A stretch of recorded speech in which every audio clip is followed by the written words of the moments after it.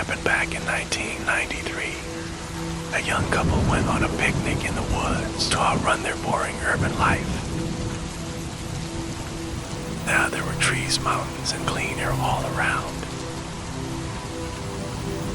They had been walking the forest path for almost 2 hours, and it was a surprise to Mary when she saw something like a lantern or caterpillar in the middle of the forest, on the tops of the trees.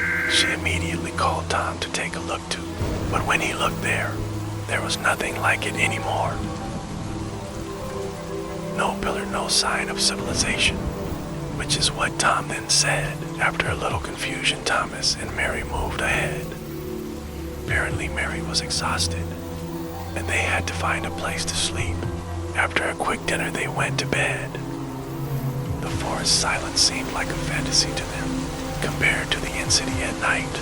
The sounds of crickets, rustling of leaves, and howling of wind at the tops of the trees did not disturb them at all, but even somehow calmed, assisted them to a strong and healthy sleep. Suddenly, in silence, they heard a sound. The sound of some kind of receiver or loudspeaker. The sound was very loud. Said of some meaningless sinus and words. Thomas thought that it might be some tourist with a loud stereo system. Then they heard footsteps. Loud footsteps right next to their tent. The crunch of branches and tree trunks gave an idea how huge this creature is. Thomas and Mary held their breath. Something stopped near their tent.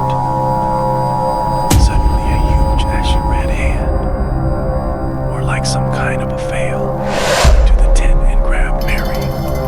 Thomas didn't even know what happened at first, cause it all happened so quickly. When he left the tent, he called Mary by her name, but nothing was heard or seen.